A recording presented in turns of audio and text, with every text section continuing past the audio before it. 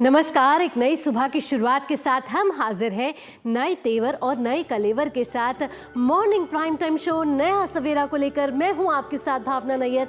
अगले 1 घंटे होंगी देश और दुनिया की बड़ी और अहम खबरों पर नजर, जिसमें नजर होगी झारखंड पर। जी हां, झारखंड की सरकार की ताजपोशी है। आज हेमंत सोरेन लेंगे 14वीं मुख्यमंत्री की शपथ।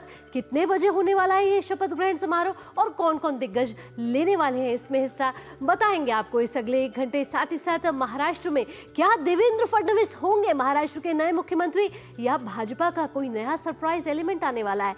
मंथन अभी चल रहा है, संवाददाताओं से लेंगे अपडेट और बताएंगे आपको इससे भी जुड़ी हर एक अपडेट। इसके साथ साथ खबर होगी संसद के शीतकालीन सत्र से जुड़ी हुई। 2 दिन का कामकाज हंगामे के हाथों चढ़ गया है। ऐसे में आज जब तीसरे दिन का विधायी कामकाज है, उसमें कौन कौन से विधायी कार्य जो है वो सूचीबद्ध है, ये आपको बताएंगे। खेल, कारोबार और एंटरटेनमेंट जगत की खबरें भी होने वाली है, अखबारों की सुर्खियां भी होने वाली है, पावर पैक शो रहने वाले हैं। शुरुआत करते हैं नया सवेरा की सुबह की सुर्खियों के साथ। संसद के शीतकालीन सत्र में आज लोकसभा और राज्यसभा में 2-2 विधेयक चर्चा के लिए होंगे पेश। वक्फ पर जेपीसी का कार्यकाल बजट सत्र के अंतिम दिन तक बढ़ाने का प्रस्ताव भी होगा पेश।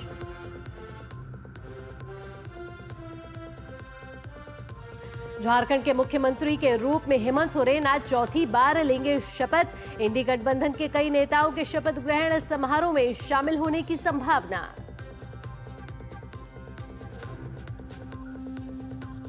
महायुति गठबंधन आज कर सकता है महाराष्ट्र के नए मुख्यमंत्री के नाम का ऐलान। अजीत पवार, एकनाथ शिंदे और देवेंद्र फडणवीस से भाजपा का केंद्रीय नेतृत्व करेगा दिल्ली में विस्तृत चर्चा।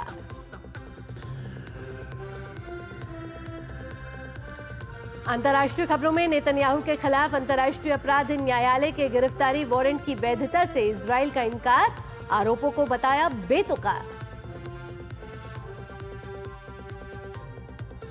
खेल की खबरों में जूनियर एशिया कप हॉकी प्रतियोगिता के पूल ए मैच में भारत ने थाईलैंड को 11-0 से दी मात। ग्रुप मैच में आज भारत का मुकाबला जापान से।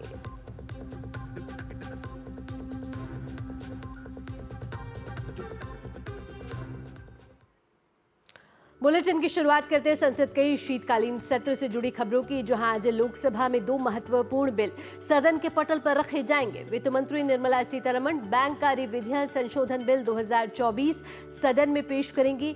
इस बिल के माध्यम से reserve bank of India act 1934, banking regulation act 1949 और state bank of India act 1955 की धारा को संशोधित किया जाएगा। लोकसभा में रेल मंत्री अश्विनी वैष्णव रेल संशोधन बिल 2024 सदन के पटल पर बिल को पारित कराने के लिए पेश करेंगे। इस बिल में रेलवे संशोधन एक्ट 1989 में बदलाव लाने का प्रावधान है। इसके साथ ही लोकसभा में वक्फ संशोधन विधेयक 2024 संबंधी संयुक्त संसदीय समिति यानी कि जेपीसी का कार्यकाल बढ़ाए जाने से जुड़ा प्रस्ताव सदन में पेश किया जाएगा। नवनिर्वाचित सांसद प्रियंका गांधी वाड्रा और रविंद्र वसंतराव चव्हाण शपथ लेंगे। वहीं अगर बात करें उच्च सदन की, तो राज्यसभा की बात कर लेते हैं। तो राज्यसभा में आज 2 विधेयक विचार और पारित करने के लिए पेश किए जाएंगे।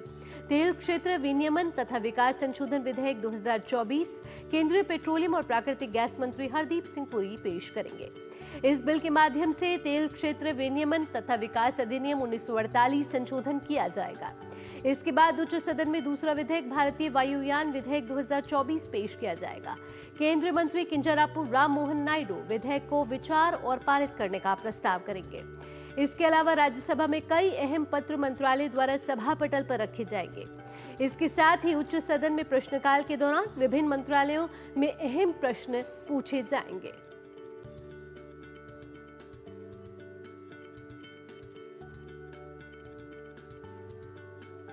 आगे बढ़ते हैं। वक्फ संशोधन विधेयक 2024 पर गठित संयुक्त संसदीय समिति जेपीसी का कार्यकाल बढ़ाने को लेकर आज लोकसभा में प्रस्ताव पेश किया जाएगा। संयुक्त समिति के अध्यक्ष जगदम्बिका पाल और दिलीप सेकिया जेपीसी का कार्यकाल बजट सत्र के आखिरी सप्ताह तक बढ़ाने का प्रस्ताव करेंगे। दरअसल समिति की बुधवार को हुई बैठक में सर्वसम्मति से इस पर निर्णय लिया गया। संयुक्त समिति को इस सप्ताह के अंत तक रिपोर्ट देनी थी।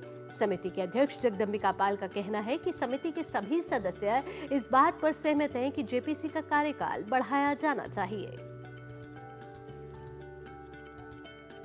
तो संसद का शीतकालीन सत्र इस समय चल रहा है। कई विधायी कार्य जो हैं वो सूचीबद्ध हैं और इसको डिटेल डिस्कशंस के लिए अभी मंत्रालयों को कुछ बुलाना है, कुछ राज्यों को बुलाना है। तो मेरी राय ये बनी है कि अब हम इस जॉइंट पार्लियामेंट्री कमेटी के टेन्योर के एक्सटेंशन के लिए मैं हाउस में एक रेजोल्यूशन मूव करूंगा। 25 नवंबर से संसद का शीतकालीन सत्र चल रहा है। ऐसे में कामकाज के लिहाज से आज तीसरा दिन है। कौन कौन से विधायी कार्य जो आज सूचीबद्ध है और कैसे रहने वाला आज दोनों सदनों में कार्य उसकी जानकारी ले लेते हैं। हमारे संवाददाता ऋषि कुमार हमारे साथ जुड़ गए हैं। ऋषि, हमने देखा है कि 2 दिन का कामकाज हंगामे के हत्थों चढ़ गया। विपक्ष चलने ही नहीं देना चाहता सदन को, ऐसा लग रहा है। कई मुद्दों को लेकर सदन में हंगामे चल रहे हैं और दोनों ही सदन में हम देख रहे हैं हंगामे चल रहे हैं और जैसे ही कार्य शुरू होता है वैसे ही कहीं ना कहीं स्थगन किया जा रहा है। अब अगर आज के कार्यकाल की बात करें तो कई विधायी कार्य आज भी सूचीबद्ध है, लेकिन क्या विपक्ष चलने देना चाहता भी है सदन? क्या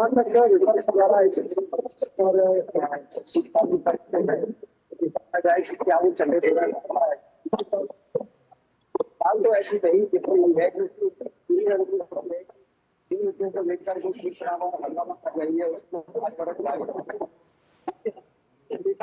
समाजवादी पार्टी तो ऋषि कुमार की आवाज़ अभी हम तक पूरी साफ तरीके से नहीं आ रही, लेकिन आपको बता दें कि संसद का शीतकालीन सत्र इस समय चल रहा है। लोकसभा और राज्यसभा में आज भी कई विधेयक जो है अहम विधेयक पेश किए जाने हैं। बैंकिंग और रेलवे से जुड़े हुए ये अहम विधेयक हैं। वहीं राज्यसभा में भी कई अहम विधेयक पेश किए जाने हैं। ऐसे में विभिन्न मंत्रालयों से जुड़े प्रश्नकाल के दौरान प्रश्न भी पूछे जाएंगे।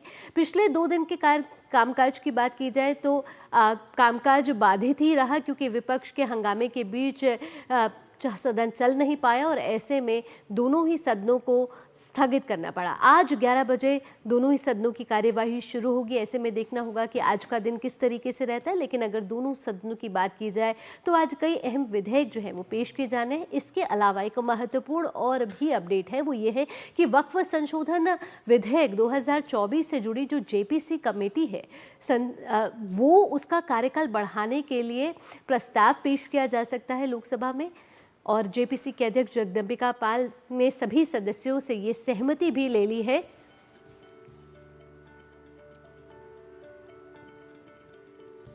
चलिए अब आगे बढ़ते हैं, बात कर लेते हैं महाराष्ट्र से जुड़ी राजनीति की। महाराष्ट्र में आज नए मुख्यमंत्री का ऐलान हो सकता है। इसके लिए महायुति के तीनों दलों के नेताओं की दिल्ली में बैठक होने वाली है। राष्ट्रवादी कांग्रेस पार्टी प्रमुख अजीत पवार, शिवसेना प्रमुख एकनाथ शिंदे और भाजपा नेता देवेंद्र फडणवीस आज दिल्ली में केंद्रीय नेतृत्व के साथ मिलकर सरकार गठन को लेकर विस्तृत चर्चा करेंगे। इससे पहले महाराष्ट्र के कार्यवाहक मुख्यमंत्री और शिवसेना नेता एकनाथ शिंदे ने कहा कि उनकी पार्टी राज्य के अगले मुख्यमंत्री को लेकर भारतीय जनता पार्टी के केंद्रीय नेतृत्व के फैसले का समर्थन करेगी। ठाणे में एकनाथ शिंदे ने मीडिया से कहा कि केंद्रीय मंत्री अमित शाह से मिलने के बाद मुख्यमंत्री को लेकर फैसला लिया जाएगा। भारतीय जनता पार्टी के वरिष्ठ नेता जो फैसला लेंगे हमें मंजूर होगा।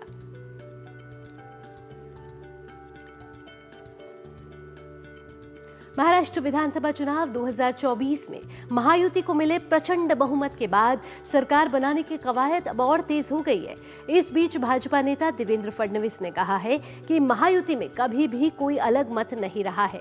सरकार बनाने को लेकर उन्होंने कहा कि जल्द ही हम अपने नेताओं के साथ बैठेंगे और उचित निर्णय लेंगे। हमारी महायुति में कभी भी कोई एक दूसरे के प्रति अलग मत ये रहा नहीं है। हमने हमेशा साथ में बैठकर निर्णय किए हैं और चुनाव से पहले भी हमने कहा था कि चुनाव के बाद साथ में बैठकर निर्णय करेंगे। कुछ लोगों के मन में जो शंकाएं थी उनको दूर करने का काम सम्माननीय एकनाथ शिंदे जी ने किया है। जल्द ही हम हमारे नेताओं के साथ बैठेंगे और उचित निर्णय करेंगे।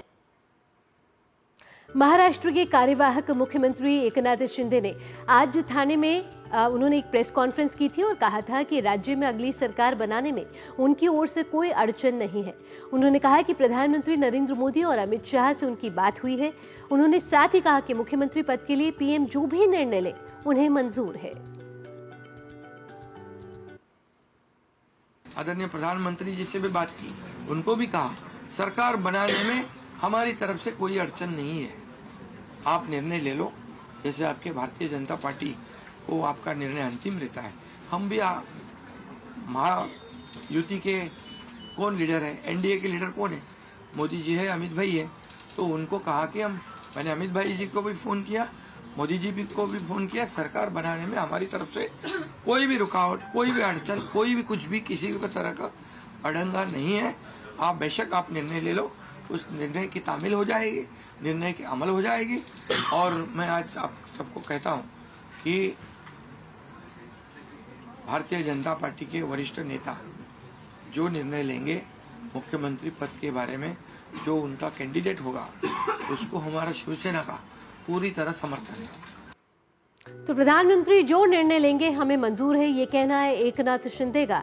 तो आज क्या सरप्राइज एलिमेंट हो सकता है, या फिर जिन अजीत पवार वर्सेस एकनाथ शिंदे और देवेंद्र फडणवीस के बीच किसको मिल सकती है महाराष्ट्र के नए सीएम की कार्यभार, ये जानना चाहेंगे हम। महाराष्ट्र से हमारे संवाददाता शिशिर शेलार हमारे साथ जुड़ चुके हैं। शिशिर का रुख करते हैं। शिशिर, अब तक मंथन चल रहा है, ऐसे में कल अमित शाह ने विनोद तावड़े से भी बात की है और आज भी केंद्रीय नेतृत्व इस पर मंथन करेगा।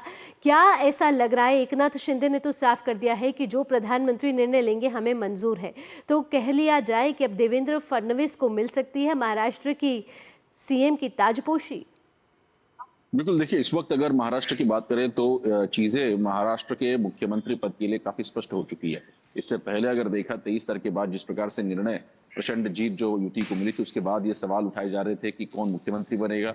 ऐसे में तीनों पार्टियों के जो कार्यकर्ता थे वो कह रहे थे, नेतागण कह रहे थे कि उनकी पार्टी का मुख्यमंत्री बनना चाहिए। लेकिन धीरे धीरे हमने देखा कि किस प्रकार से फिर चाहे वो एनसीपी पार्टी हो, उनके जो नेतागण है, वरिष्ठ नेतागण ने कहा कि अगर देवेंद्र फडणवीस मुख्यमंत्री बनते तो कोई ऐतराज नहीं होगा। कल स्वयं मुख्यमंत्री ने जो है एकनाथ शिंदे ने स्पष्ट कर दिया कि जो भी निर्णय भाजपा लेगी और खासतौर पर वरिष्ठ लेंगे, उस निर्णय का समर्थन वो करेंगे, उनकी पार्टी करेगी। तो ऐसे में अब ये बात स्पष्ट हो चुकी है कि मुख्यमंत्री की कुर्सी जो है वो बीजेपी के पास गई है और बीजेपी जिसे जो है चुनेगी वो महाराष्ट्र का मुख्यमंत्री होगा। उसी कड़ी में आज की अगर बात करें तो आज राज्य के तीनों जो मंत्री है, एकनाथ शिंदे होंगे, अजीत पवार और साथ ही साथ देवेंद्र फडणवीस आज दिल्ली जाएंगे। दिल्ली में जो है सीनियर जो पार्टी लीडर्स है उनसे बातचीत होगी और आज अमूमन हम कह सकते हैं कि उसका फैसला हो सकता है कि महाराष्ट्र में सीएम कौन बनेगा। लेकिन सिर्फ महाराष्ट्र के सीएम तक ये बात सीमित नहीं है।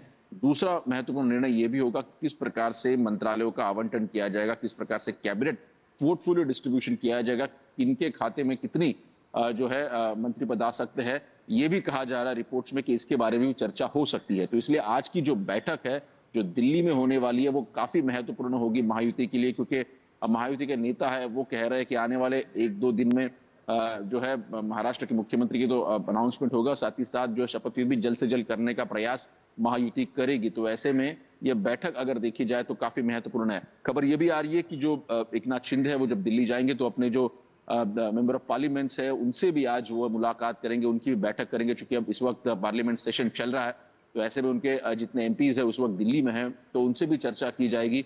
तो ऐसे में अब कहीं ना कहीं हम देख पा रहे हैं कि एक सर्वानुमति बनने का प्रयास महायुति में हो रहा है।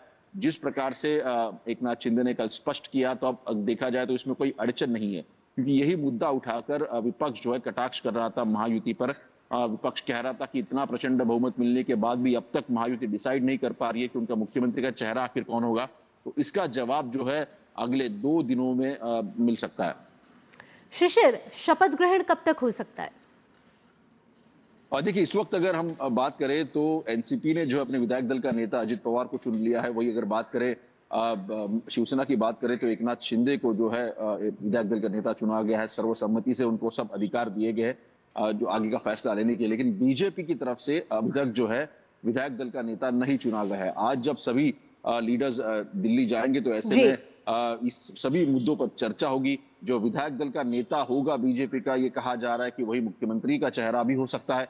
तो ऐसे में इन सभी चीजों के लिए 1 से 2 दिन का वक्त लग सकता है और इसीलिए अब तक इस बात पर कोई स्पष्टता नहीं आई है कि महाराष्ट्र में आखिर मुख्यमंत्री की ताजपोशी कब तक होगी। लेकिन आज की जो बैठक, जैसे मैंने कहा, काफी महत्वपूर्ण है, इसमें सभी सवालों के जवाब मिल सकते हैं।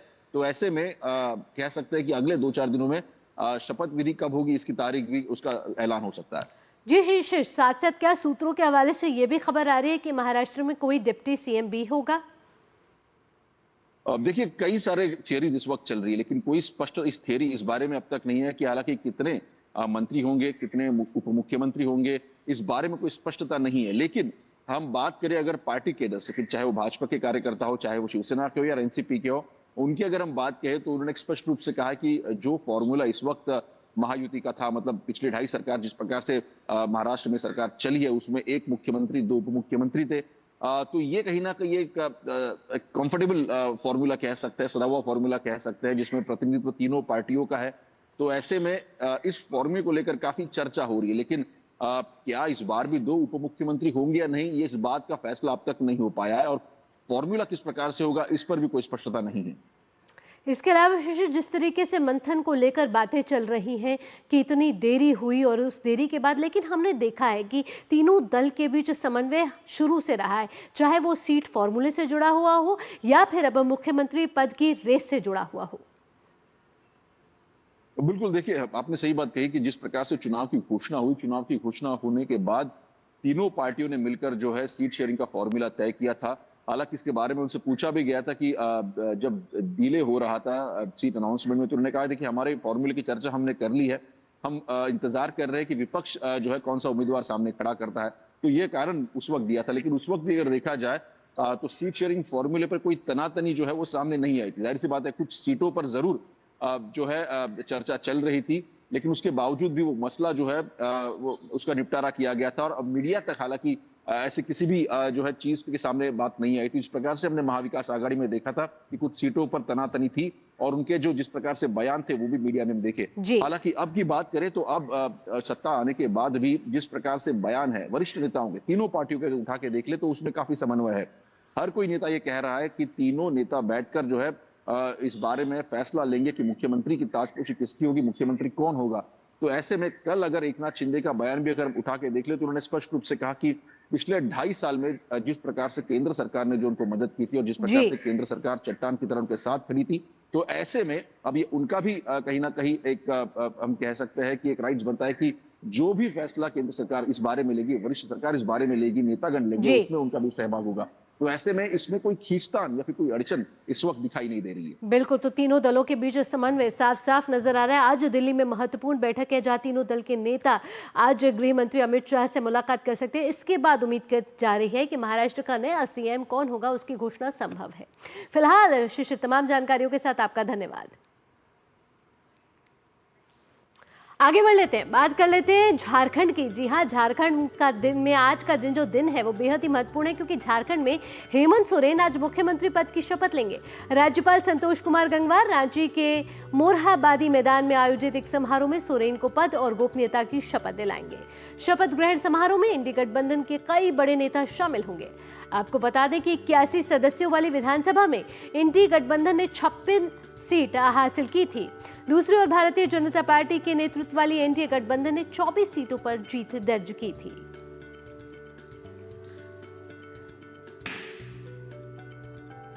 तो झारखंड से हमारे संवाददाता दिवाकर कुमार ज्यादा जानकारी के साथ जुड़ चुके हैं। दिवाकर, आज का दिन बेहद ही महत्वपूर्ण झारखंड के लिए क्योंकि आज झारखंड में हेमंत सोरेन की ताजपोशी होने वाली है, साथ ही साथ कौन कौन मंत्री रहने वाले हैं इस पर भी पर्दा हट जाएगा।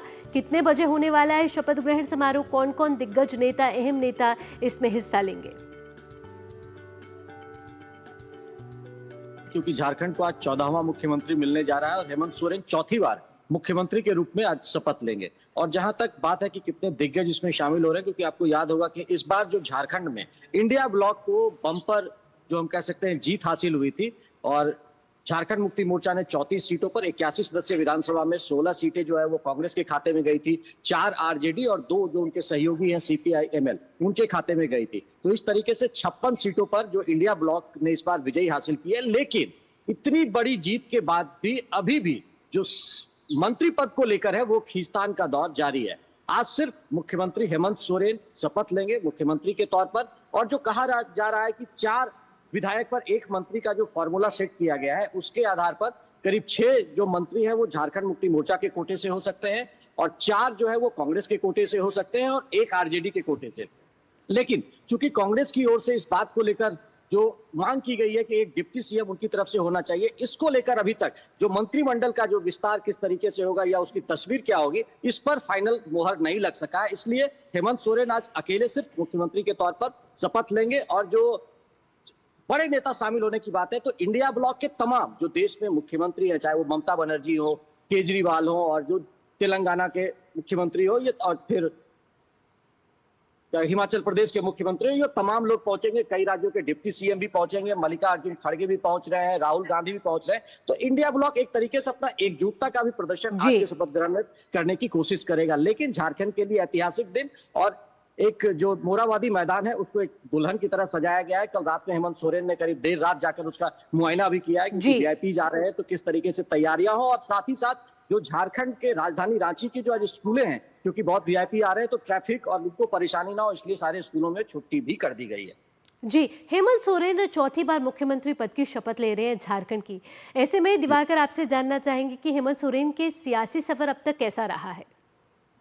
देखिए, निश्चित तौर पर सियासी सफर, उनपे भ्रष्टाचार के आरोप लगे हैं और जिस तरीके से वो खनन घोटाले में उनका नाम आया था उसके बाद उनको जेल जाना पड़ा था, तो एक सियासी जो हम कह सकते हैं उतार चढ़ाव का दौर रहा है। और ये क्योंकि बस ये पिछला कार्यकाल जो था वो एक तरीके से वही एक 5 वर्ष का कार्यकाल रहा है, लेकिन हमेशा खींचतान की दौर की स्थिति उनके सरकार में हमेशा से रही है। कई आरोप उन पर लगते रहे, लेकिन अभी जो ये सरकार 2024 में जो आज जिसका स्वरूप आज आपके सामने आएगा और जब वो शपथ लेंगे तो उनके सामने जो सबसे बड़ी मुश्किलें होंगी कि जो उन्होंने प्रॉमिसेस किए हैं, फ्री बीज का जो वादा किया है कि किस तरीके से महिलाओं को वो 2500 रुपया पर महीने देंगे, मैया योजना के तहत 200 यूनिट फ्री बिजली देंगे, पेंशन की बात जो की गई है, ये तमाम योजनाओं को लेकर सवाल उठ रहे हैं कि ये जो फ्री बीज का मामला है वो कहीं जिस तरीके से चुनाव में घोषणा किया गया था और पिछले चुनाव में जो झारखंड मुक्ति मोर्चा ने अपने मैनिफेस्टो में वादा किया था उस वादों को नहीं पूरा करने के बाद अब ये नए वादे हैं उनको किस तरीके से वो पूरा करेंगे, तो ये एक सवाल है, एक चुनौती है। और इसको लेकर जो जानकार है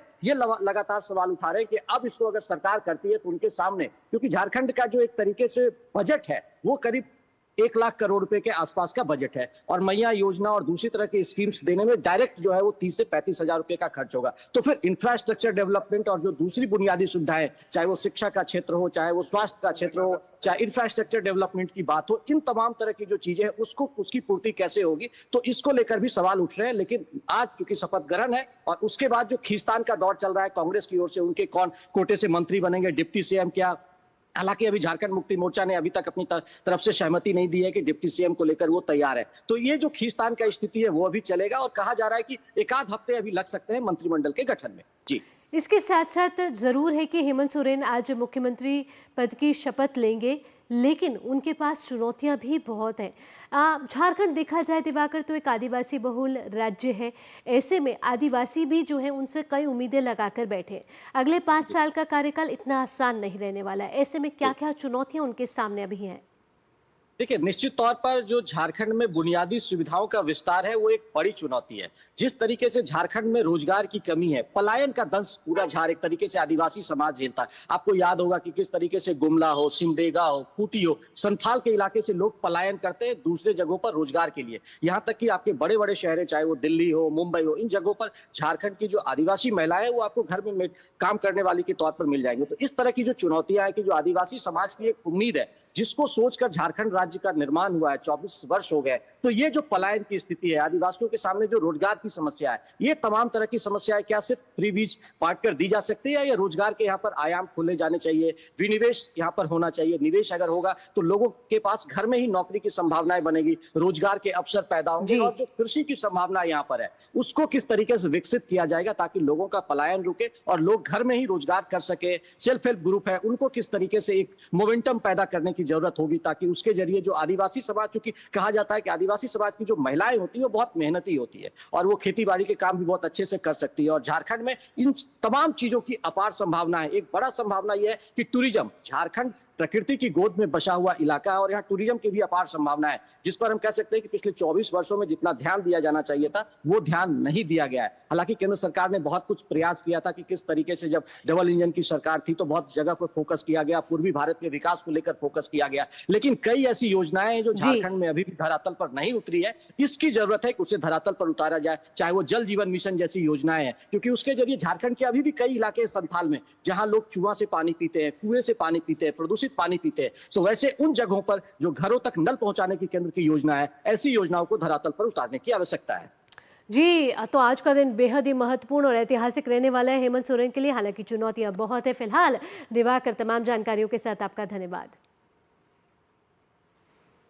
यहाँ रुकेंगे एक छोटे से ब्रेक के लिए, लेकिन ब्रेक के बाद बात होगी बांग्लादेश की, जहां संत चिन्मय प्रभु की गिरफ्तारी के बाद भारत में आक्रोश अब और बढ़ता जा रहा है। ये सब इस छोटे से ब्रेक के बाद।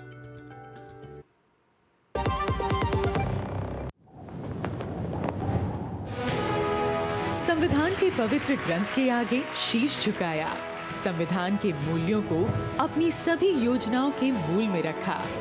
प्रधानमंत्री नरेंद्र मोदी ने संविधान की सीख को जन जन तक पहुंचाया। 26 नवंबर को संविधान दिवस के रूप में घोषित किया। संविधान के निर्माता को अभूतपूर्व श्रद्धांजलि अर्पित की।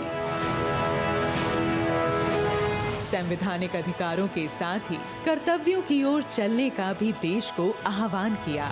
एक देश एक संविधान के संकल्प के साथ जम्मू कश्मीर से धारा 370 हटाई। न्याय आधारित भारतीय दंड संहिता देश को समर्पित की। इसी विजन के साथ आज देश आत्मनिर्भरता से चल पड़ा है विकसित भारत की ओर। संविधान एक्ट 75 के अवसर पर संविधान के प्रति अटूट प्रतिबद्धता दोहराता है देश।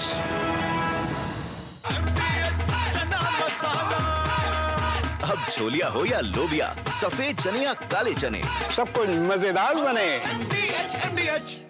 डॉक्टर दादू, ये प्रीमियम क्या होता है? बेटा, प्रीमियम मतलब समझ लो पेट्रोल। जब तक कार में पेट्रोल है तब तक कार चलेगी, पेट्रोल खत्म कार स्टॉप।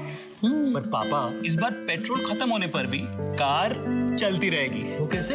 LIC के जीवन लाभ में प्रीमियम पेमेंट हो जाए स्टॉप, पर पॉलिसी के फायदे चलते रहते हैं। मतलब अब लाइफ की गाड़ी चलेगी नॉन स्टॉप। LIC हर पल आपके साथ।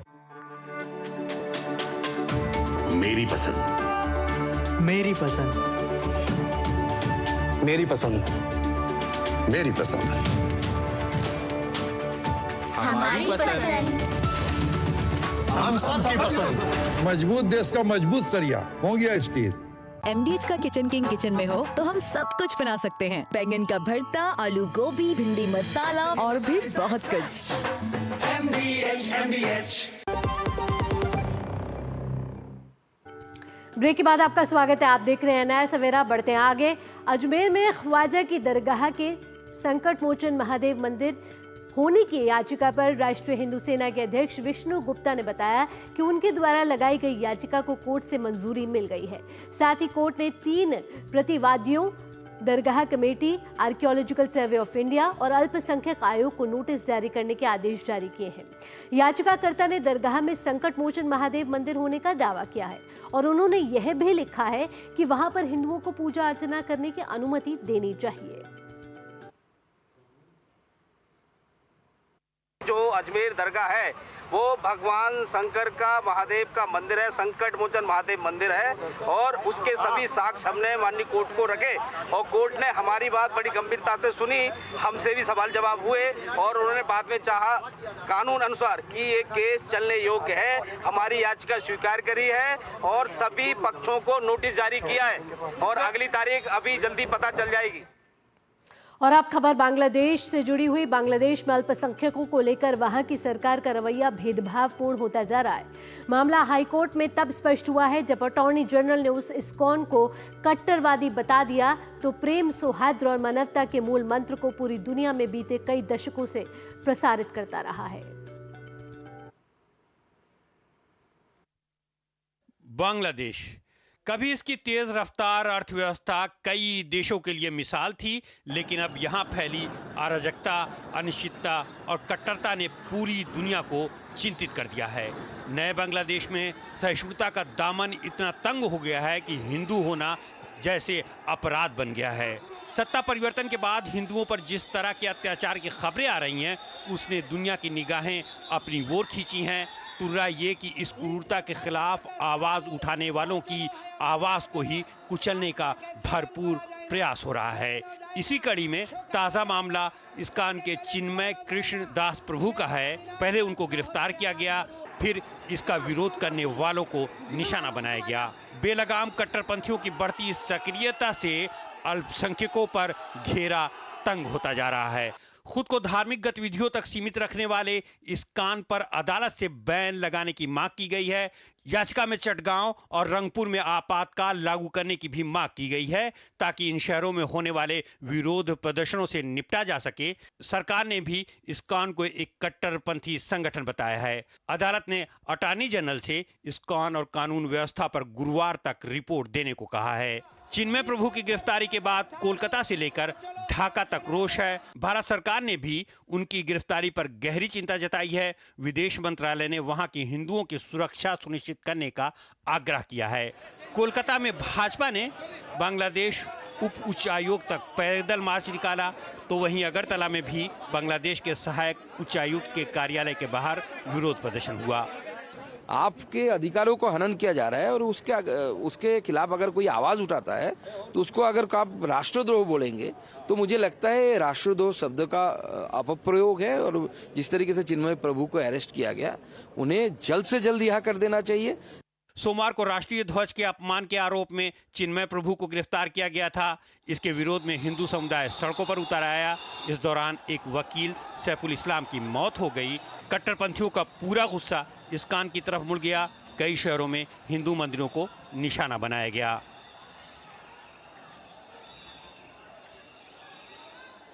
और अब ताज़ा अपडेट यह है कि बांग्लादेश में इस्कॉन के शिवचर स्थित केंद्र को लोगों के एक समूह ने जबरन बंद कर दिया है। यही नहीं, इस्कॉन के श्रद्धालुओं को सेना के जवान अपने वाहन में भरकर ले गए हैं। इस्कॉन कोलकाता के उपाध्यक्ष एवं प्रवक्ता राधारमण दास ने एक्स पर लिखा कि बांग्लादेश में शिवचर स्थित इस्कॉन नमहट्टा केंद्र को मुस्लिमों ने जबरन बंद कर दिया है। सेना आई और इस्कॉन श्रद्धालुओं को एक वाहन में भरकर ले गई। इस पोस्ट के साथ उन्होंने एक वीडियो भी साझा किया है, जिसमें स्थानीय इस्लामी समूह के नेता शिवचर में इस्कॉन केंद्र को बंद करने की मांग कर रहे हैं। दास ने दावा किया है कि वीडियो में यह भी दिखाया गया है कि कुछ लोग इस अंतर्राष्ट्रीय आध्यात्मिक संस्था के संस्थापक की तस्वीर वाले इस्कॉन मंदिर के बोर्ड को हटाने में लगे हुए हैं।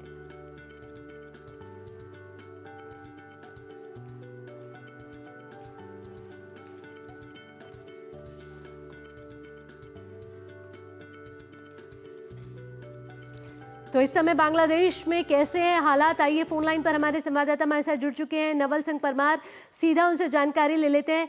नवल, अगर ताज़ा मौजूदा हालात की बात करें तो जिस तरीके से याचिका लगाई गई है कि इस्कॉन एक धार्मिक कट्टरपंथी संगठन है, इसके बाद अल्पसंख्यकों पर, हिंदुओं पर आक्रोश जो है उन पर यातनाएं जो हैं वो और बढ़ गई हैं और भारत में इसका लगातार आक्रोश हो रहा है। अभी बांग्लादेश में किस तरीके के हालात हैं? जी, कल जो बांग्लादेश की हाईकोर्ट में याचिका लगाई गई है, इस्कॉन को एक कट्टरपंथी संगठन डिक्लेयर करके उसको बैन करने के लिए किसी एक एडवोकेट ने मांग की है, तो उसके सिलसिले में यहाँ की बांग्लादेश की हाईकोर्ट ने अटॉर्नी जनरल से पूछा है कि गवर्नमेंट का इस्कॉन के बारे में और उसकी गतिविधियों के बारे में और जो अभी मौजूदा समय में कुछ इंसिडेंट्स हुए हैं उसके बारे में गवर्नमेंट का क्या रुख है, क्या एक्शन लिया गया है, उसका रिपोर्ट मांगा है। तो आज मीडिया रिपोर्ट के मुताबिक आज हाईकोर्ट में फिर से उसके ऊपर हियरिंग होगा और उसमें गवर्नमेंट का पक्ष जो है सामने आएगा। दूसरा, मीडिया के ऊपर भी पिछले एक वीक में और हाल के दिनों में काफी अटैक हो रहे हैं, तो उसके बारे में यहाँ अभी ताजा एक जानकारी ये मिली कि बांग्लादेश का एक बड़ा पार्टी है बांग्लादेश नेशनलिस्ट पार्टी, उसके जनरल सेक्रेटरी ने कड़ी निंदा की है और कहा है कि मीडिया के ऊपर जो भी उनको प्रताड़ित करने का या उनको डराने का जो प्रयास हो रहा है वो ठीक नहीं है। और उसके लिए प्रोफेसर यूनुस को मिलके वो मीटिंग के बाद उन्होंने प्रेस कॉन्फ्रेंस में ये बात बताई कि उन्होंने कड़े शब्दों में उनकी निंदा के साथ साथ सरकार के ऊपर दबाव भी बनाया है कि मीडिया को जो मीडिया की आजादी है उसको छीनने का प्रयास ना किया जाए, डेमोक्रेसी के लिए वो ठीक नहीं है। जी, इसके साथ साथ जो नवल जो शिवचर केंद्र बंद कर दिया गया उसमें जिन लोगों को सेना वाहन में भरकर ले गई है, कहाँ लेकर गई है, कुछ पता चला है? आगे किस तरीके की कार्रवाई जो आगे चल रही है उसके बारे में क्या जानकारी है? शिवचर का सोशल मीडिया पे कुछ अपडेट देखा, लेकिन आधिकारिक तौर पे उसका कोई बयान नहीं आया है। कुछ जगह पे जो रेडिकल ग्रुप्स है तो वो प्रताड़ित करने का प्रयास कर रहे हैं, उसमें एक शिवचर का हो सकता है, लेकिन आधिकारिक कोई बयान उसके ऊपर आया नहीं है। कितने लोगों को कहाँ ले गए और ले गए कि नहीं ले गए, वो ऑफिशियल कोई डिक्लेरेशन नहीं है उसके बारे में। लेकिन कुछ है, वो शिवचर जो मदारीपुर डिस्ट्रिक्ट है ढाका डिवीजन का, उसके कुछ सोशल मीडिया पे उसका कुछ अपडेट आया है। जी नवल, तो फिलहाल इन तमाम जानकारियों के साथ आपका बहुत बहुत धन्यवाद। तो हमारे संवाददाता नवल हमें बता रहे थे कि बांग्लादेश में अभी भी हालात गंभीर हैं और जिस तरीके से संत चिन्मय प्रभु की गिरफ्तारी के बाद अब भारत में भी जो है आक्रोश जो है वो बढ़ने लग गया है। यहाँ रोक रहे हैं एक छोटे से ब्रेक के लिए, लेकिन ब्रेक के बाद होगा हमारा खास सेगमेंट अखबारों की सुर्खियां। आप कहीं मत जाइएगा। बढ़िया है, क्यों है? प्राकृतिक हल्दी, मिर्ची, धनिया। नहीं, मिर्ची, धनिया, हल्दी, MDH। जब धरती चीर कर निकलता है लोहे का पत्थर और मिलता है मोंगिया के जोश से, फिर तपता है, पिघलता है और बनता है फौलाद। अब होता है सरिया सारी खूबियों के साथ। मोंगिया स्टील, मजबूत देश का मजबूत सरिया। यार Ajay, look at your dad. हम इस उम्र में ऐसे रहेंगे क्या? बिल्कुल रहेंगे, अगर पापा जैसी सही प्लानिंग की तो। जैसे कि? मेरे पापा ने इन्वेस्ट किया LIC के जीवन अक्षय में, जो दे रहा है इमीडिएट और guaranteed annuity at regular intervals, जिंदगी भर के लिए। वाह, पर हमें तो इस एज तक वेट करना पड़ेगा ना? बिल्कुल नहीं, हमने तो अभी इन्वेस्ट किया है LIC के न्यू जीवन शांति में, जो हमें देगा डिफर्ड एन्युटी, मतलब कुछ साल बाद से रेगुलर इनकम। आई सी। LIC के एन्युटी प्लान्स दे एन्युटी ऑप्शंस और नियमित इनकम पाने में फ्लेक्सिबिलिटी भी। LIC, हर पल आपके साथ। एक ऐसा तबका जो रिटायरमेंट के बारे में आज भी बिल्कुल नहीं सोचता, वो है औरतें। औरतें कमा के भी वल्नरेबल हैं। सो NPS एक इक्वालिटी ला रहा है, हम सब एक बराबर प्लेटफॉर्म पे हैं। अपने बेहतर कल को सुनिश्चित करने के लिए NPS जरूरी है। अब आया असली स्वाद। अब आया स्वाद। जब स्वाद के पड़े हो लाले तो MDH का चंकी चाट मसाला डालें। MDH का चंकी चाट मसाला। MDH। एक बार फिर आपका स्वागत है। आइए अब वक्त हो चला है जानने का आज अखबारों में कौन सी मुख्य सुर्खियां प्रकाशित हुई हैं। हमारे खास सेगमेंट अखबारों की सुर्खियों का।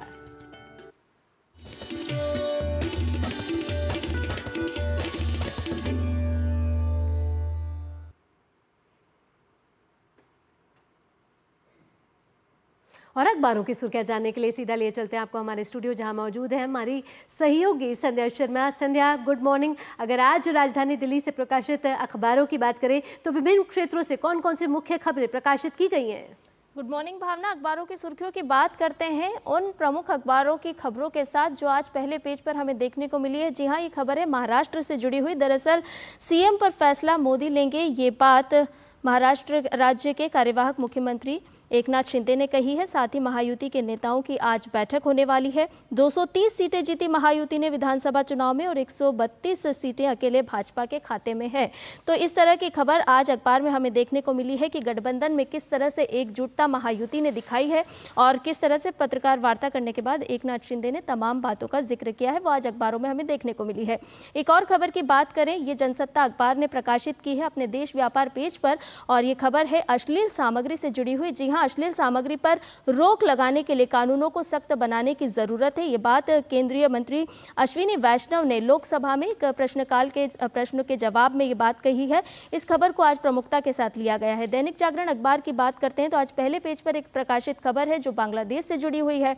बांग्लादेश में मुस्लिमों ने जबरन बंद कराया इस्कॉन का शिवचर केंद्र। ये बात इस्कॉन कोलकाता के उपाध्यक्ष और प्रवक्ता राधा रमन दास ने एक्स पर लिखते हुए कही है। साथ ही साथ आपको बताएं कि भारत में भी इस बात को लेकर के आक्रोश है और 68 सेवानिवृत्त जजों, लोक सेवकों और वर्तमान सांसदों ने एक समूह ने पीएम नरेंद्र मोदी से बांग्लादेश में हिंदुओं के विरुद्ध बढ़ती हिंसा मामले में हस्तक्षेप की अपील की है। साथ ही साथ और भी क्या कुछ बिंदु हैं इस खबर के साथ प्रकाशित है। नवभारत टाइम्स से अखबार की बात कर लेते हैं। इस अखबार ने आज इजराइल और हिजबुल्लाह से जुड़ी हुई खबर को प्रमुखता के साथ प्रकाशित किया और लिखा है कि इजराइल और हिजबुल्लाह के बीच 14 महीनों से जारी जंग थम गई। साथ ही ये भी लिखा है कि अमेरिका और फ्रांस की मध्यस्थता में हुआ सीजफायर का समझौता और लेबनान में शांति और इजराइल में हमले रोकने वाला समझौता किन शर्तों पर हुआ है, वो तमाम बिंदुओं को आज इस खबर में प्रकाशित किया गया है। एक और आपको अच्छी खबर से रूबरू करा देते हैं, जैसे राष्ट्रीय सहारा अखबार ने प्रकाशित किया है और बताया है कि भारत के कृषि क्षेत्र में बढ़ा है ड्रोन का इस्तेमाल। जी हां, फिलहाल कीमतें कम होने की वजह से भारतीय ड्रोन मार्केट में चीन के ड्रोन का बना हुआ है दबदबा, लेकिन ड्रोन विनिर्माता कंपनी एंड्रॉयड सिस्टम से के सह संस्थापक और निदेशक डॉक्टर अभिषेक ने यह बात कही कि भारत के कृषि क्षेत्र में ड्रोन का इस्तेमाल किस तरह से तेजी से बढ़ रहा है। चलते चलते एक और खबर से आपको रूबरू करा देते हैं। ये है खेल जगत से जुड़ी हुई खबर, जिसे खेल खिलाड़ी पेज पर प्रकाशित किया गया है और बताया कि जसप्रीत बुमराह फिर बने नंबर 1 गेंदबाज, जायसवाल बल्लेबाजों में दूसरे स्थान पर। इस खबर को आईसीसी टेस्ट रैंकिंग के साथ प्रकाशित किया गया है कि किस तरह से जसप्रीत बुमराह पहले नंबर पर आ चुके हैं। तो आज के अखबारों की अलग अलग खबरों की अगर बात करें तो तमाम खबरों को प्रकाशित हेडलाइन के साथ किया गया है। तो अखबारों में प्रकाशित विभिन्न क्षेत्रों की खबरों को इतने कम समय में हमारे दर्शकों तक पहुंचाने के लिए संध्या, आपका बहुत बहुत धन्यवाद। आइए अब आगे बढ़ते हैं, बात कर लेते हैं तमिलनाडु में फेंगल चक्रवात की, जिसके कारण शहर के कई हिस्सों में भारी बारिश हो रही है।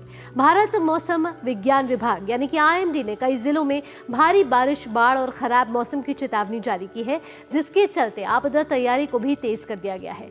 साथ ही भारी बारिश की संभावना वाले क्षेत्रों में एनडीआरएफ और एसडीआरएफ की टीमों को तैनात करने का निर्देश दिया गया है।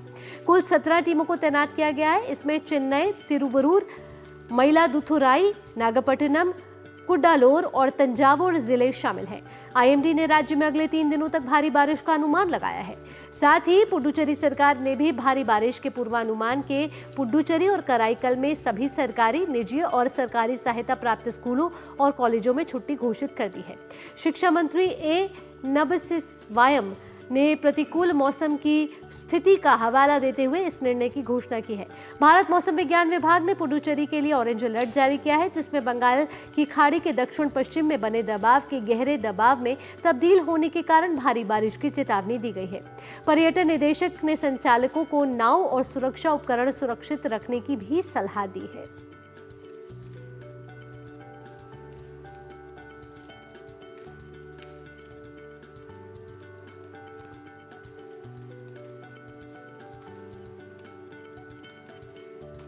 विशाखापत्तनम चक्रवात चेतावनी केंद्र के ड्यूटी ऑफिसर एस कुमार ने कहा है कि बंगाल की खाड़ी के दक्षिण पश्चिम में बना गहरा दबाव पिछले कुछ घंटों में उत्तर पश्चिम की ओर बढ़ गया है। अगले 12 घंटों के दौरान यह उत्तर पश्चिम की ओर बढ़ने और एक चक्रवाती तूफान में और अधिक तीव्र होने की संभावना है।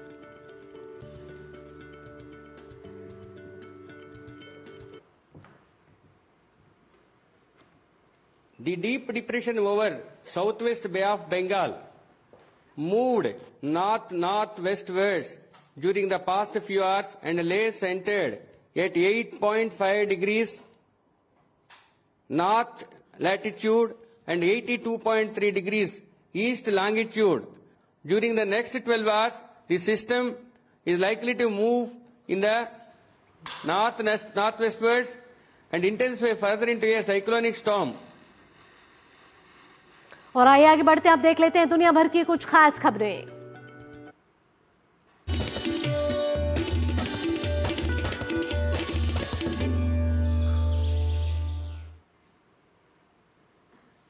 इजराइल के प्रधानमंत्री बेंजामिन नेतन्याहू और पूर्व रक्षा मंत्री योव गैलेंट के खिलाफ अंतर्राष्ट्रीय आपराधिक न्यायालय आईसीसी द्वारा जारी गिरफ्तारी वारंट की वैधता से इनकार कर दिया है।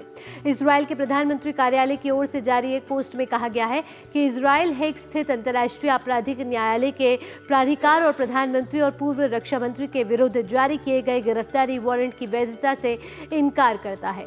वहीं प्रधानमंत्री बेंजामिन नेतन्याहू ने यरूशलेम में प्रधानमंत्री कार्यालय में अमेरिकी सेनेटर लिंडसे ग्राहम से मुलाकात की।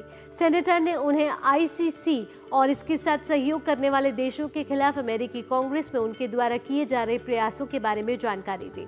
इजरायली प्रधानमंत्री ने गिरफ्तारी वारंट जारी करने के निर्णय को निराधार बताते हुए कहा कि यदि आईसीसी अपील को खारिज कर दे तो इससे अमेरिका और दुनिया भर में इजरायल के मित्रों को पता चल जाएगा कि आईसीसी इजरायल के प्रति कितना पक्षपाती है। इससे पहले व्हाइट हाउस की प्रेस सचिव करिन जीन पियरे ने एक प्रेस कॉन्फ्रेंस में आईसीसी के निर्णय पर चिंता व्यक्त करते हुए वरिष्ठ इजरायली अधिकारियों के लिए गिरफ्तारी वारंट जारी करने के अदालत के फैसले को मौलिक रूप से अस्वीकार किया। दरअसल आपको बता दें, अंतर्राष्ट्रीय आपराधिक न्यायालय ने इजरायल के प्रधानमंत्री बेंजामिन नेतन्याहू और पूर्व रक्षा मंत्री योव गैलेंट के खिलाफ गिरफ्तारी वारंट जारी किया है। इसमें उन पर मानवता के विरुद्ध अपराध और युद्ध अपराध का आरोप लगाया गया है। और आइए कुछ और अंतर्राष्ट्रीय खबरों का भी रुख कर लेते हैं, जिसमें अमेरिका के नवनिर्वाचित राष्ट्रपति डोनाल्ड ट्रंप के कैबिनेट और प्रशासन के कई सदस्यों को बम से उड़ाने की धमकी मिली है। प्रवक्ता कैरोलिन लेविट ने ये बयान में कहा है कि धमकियां मंगलवार रात और बुधवार सुबह दी गई हैं और कानून प्रवर्तन एजेंसियों ने लक्षित लोगों की सुरक्षा सुनिश्चित करने के लिए त्वरित कार्रवाई की है। वहीं संयुक्त राष्ट्र में अमेरिकी राजदूत के रूप में नामित Republican Congress woman Elise Stefanik ने बम से उड़ाने की धमकी मिली है। उन्होंने सबसे पहले बताया कि उनके परिवार के घर को बम की धमकी दी गई है। पुलिस मंगलवार रात और बुधवार सुबह हुई घटनाओं की जांच कर रही है। ट्रंप के नामित पर्यावरण संरक्षण एजेंसी के प्रशासक ली जेल्डिन को भी बम की धमकी मिली है, जिसमें उनके घर पर फिलिस्तीन समर्थक थीम के साथ पाइप बम की धमकी भेजी गई थी। इसके साथ ही अमेरिका में अटॉर्नी जनरल बनने की दौड़ से बाहर हुए फ्लोरिडा के रिपब्लिकन मैट गेट्स को भी निशाना बनाया गया है।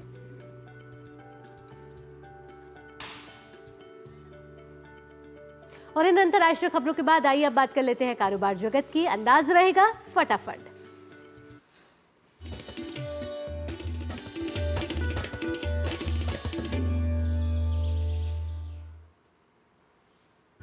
टेलीकॉम और नेटवर्किंग उत्पादों के लिए पीएलआई स्कीम में आवेदन करने वाली कंपनियों की बिक्री 65,000 करोड़ रुपए के पार हो गई है। इसके साथ इन कंपनियों ने 12,000 करोड़ रुपए का निर्यात किया है। केंद्रीय संचार राज्य मंत्री डॉक्टर चंद्रशेखर पेमासानी ने लोकसभा में बताया कि टेलीकॉम और नेटवर्किंग उत्पादों के लिए पीएलआई स्कीम में 42 आवेदक कंपनियों ने लगभग 4,000 करोड़ रुपए का निवेश किया है। केंद्र सरकार ने 2018 से दिल्ली, पंजाब, हरियाणा और उत्तर प्रदेश में पराली प्रबंधन पर लगभग 3,700 करोड़ रुपए खर्च किए हैं। केंद्रीय पर्यावरण, वन एवं जलवायु परिवर्तन राज्य मंत्री कीर्तिवर्धन सिंह ने लोकसभा में जानकारी दी कि पंजाब को सबसे अधिक 1,680 करोड़ रुपए, हरियाणा को 1,082 करोड़ रुपए, वहीं यूपी को 764 करोड़ रुपए और दिल्ली को 6 करोड़ रुपए और भारतीय कृषि अनुसंधान परिषद यानी कि AICAR को 83 करोड़ रुपए आवंटित किए गए हैं। एसबीआई ने इस वित्त वर्ष में अब तक 50,000 करोड़ रुपए जुटाए हैं। हाल ही में बैंक ने 7वें इंफ्रास्ट्रक्चर बॉन्ड इशू के तहत 10,000 करोड़ रुपए का फंड जुटाया है। बैंक ने कहा है कि सभी बॉन्ड इशू को निवेशकों से जबरदस्त प्रतिक्रिया मिली है और यह सभी इशू बेस साइज से 2 गुना से अधिक सब्सक्राइब हुए। अदानी ग्रुप के सभी शेयरों में बड़ा उछाल देखने को मिला है। कारोबारी सत्र में Adani green energy, flagship company Adani enterprises, Adani power, Adani energy solutions, Adani total gas, Adani ports and special economic zone, Ambuja cements, Adani Wilmer और एनडीटीवी के शेयरों में बढ़ोतरी देखी गई है। इस तेजी के साथ अदानी ग्रुप की सभी कंपनियों का मार्केट कैप करीब 1.25 लाख करोड़ बढ़कर लगभग 12.60 लाख करोड़ रुपए हो गया है। भारत में निजी उपभोग बढ़ाने के कारण टियर 2 और 3 शहर मोटर इंश्योरेंस सेक्टर के लिए ग्रोथ इंजन के रूप में उभर रहा है। रिपोर्ट के अनुसार इन शहरों ने इस साल त्योहारी सीजन में बेची गई पॉलिसियों की संख्या और प्रीमियम राशि में 90% से अधिक का योगदान दिया है। साथ ही कंपनियों ने 4 लाख से अधिक मोटर बीमा पॉलिसियां जारी की हैं, जो पिछले वर्ष समान अवधि की तुलना में लगभग 2 गुना अधिक है। सशस्त्र बलों और उद्योग जगत के बीच सहयोग को बढ़ावा देने के लिए आज से नई दिल्ली में 2 दिवसीय रक्षा साझेदारी दिवस आयोजित किया जा रहा है। इस कार्यक्रम में रक्षा मंत्रालय और सशस्त्र बलों की 200 से अधिक कंपनियां और 100 अधिकारी भाग लेंगे जो प्रौद्योगिकी और खरीद से जुड़े हुए हैं। संयुक्त युद्ध अध्ययन केंद्र और भारतीय सैन्य समीक्षा द्वारा संयुक्त रूप से इसका आयोजन किया जा रहा है। और अब खबरें खेल जगत से, हमारे खास सेगमेंट स्पोर्ट्स ट्रैक में।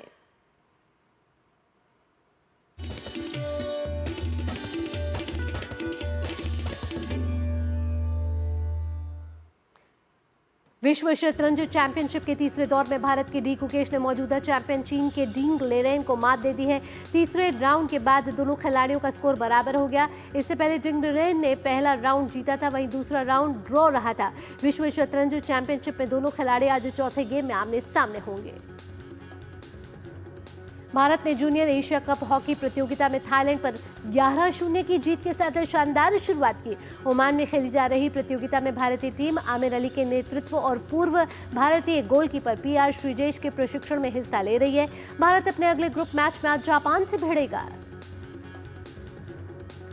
भारत के तेज गेंदबाज जसप्रीत बुमराह ने गेंदबाजों की ICC टेस्ट रैंकिंग्स में शीर्ष स्थान हासिल कर लिया है। बुमराह ने पर्थ टेस्ट में भारत की जीत में शानदार प्रदर्शन किया था और 8 विकेट हासिल किए थे। इस शानदार प्रदर्शन के दम पर बुमराह ने अपने करियर के सर्वश्रेष्ठ रेटिंग अंक हासिल किए। भारत के यशस्वी जायसवाल ICC टेस्ट रैंकिंग्स में अपने करियर की सर्वश्रेष्ठ रैंकिंग दूसरे स्थान पर पहुंच गए हैं। यशस्वी ने पर्थ टेस्ट की दूसरी पारी में 161 रन बनाए थे। अपना 30वां टेस्ट शतक लगाने वाले विराट कोहली को ICC टेस्ट रैंकिंग में 9 स्थान का फायदा हुआ है। विराट रैंकिंग में 13वें स्थान पर पहुंच गए हैं। Syed Modi India international 2024 badminton प्रतियोगिता में आज पुरुष एकल वर्ग में लक्ष्य सेन राउंड ऑफ 16 का मैच खेलेंगे। लक्ष्य सेन का सामना दानिल दुबोबोंकी के साथ होगा। वहीं महिला एकल वर्ग में राउंड ऑफ 16 में आज PV सिंधु का सामना ईरा शर्मा से होगा। और अब खबरें फिल्म और ग्लैमर वर्ल्ड से।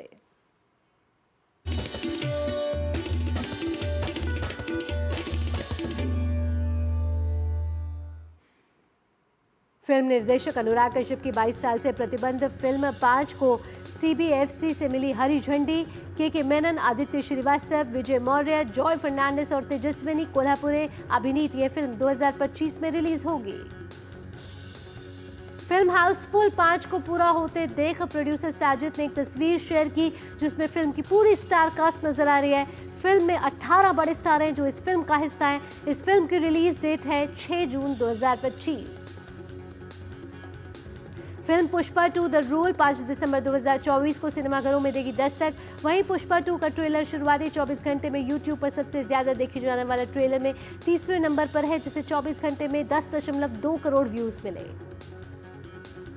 अभिनेता निर्देशक धानुष और निर्देशक ऐश्वर्या रजनीकांत आधिकारिक तौर पर हुए अलग। न्यायालय ने सुनाया फैसला। 18 वर्षों बाद दोनों ने नवंबर 2022 में अलग होने का किया था ऐलान।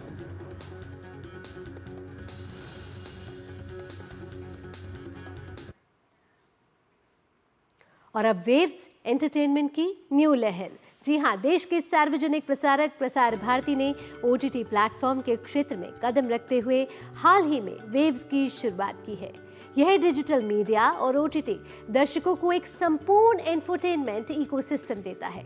अगर आपको भी चाहिए फ्री में शानदार कंटेंट तो आज ही डाउनलोड करें वेव्स। QR कोड के जरिए भी वेव्स ऐप को डाउनलोड किया जा सकता है।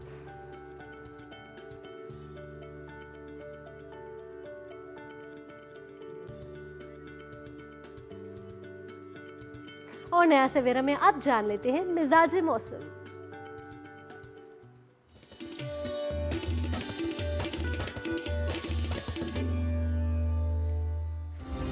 मौसम विभाग ने दिल्ली NCR समेत उत्तर प्रदेश, राजस्थान और पंजाब आदि राज्यों में कोहरे का अलर्ट जारी किया है। मौसम विभाग के अनुसार आज सुबह दिल्ली में स्मॉग और मध्यम श्रेणी का कोहरा हो सकता है। इस वजह से सुबह ठंड भी हो सकती है। हिमाचल के कई इलाकों में बर्फबारी हुई है और कश्मीर में बुधवार को बर्फबारी हुई और आज भी बर्फबारी की संभावना जताई जा रही है। वहीं अगर दक्षिण भारत की बात करें तो तमिलनाडु के कावेरी डाल्टे इलाके में बुधवार को रुक रुक कर बारिश होती रही है और इससे खेतों की खड़ी धान को फसल को नुकसान पहुंचा है। भारतीय मौसम विभाग ने कहा है कि जल्द एक चक्रवात बनेगा जो बाद में कमजोर होकर तमिलनाडु के पुडुचेरी तट के गहरे दबाव के रूप में 30 नवंबर की सुबह पहुंचेगा। और आइए अब जानते हैं विभिन्न राज्यों और शहरों का न्यूनतम और अधिकतम तापमान।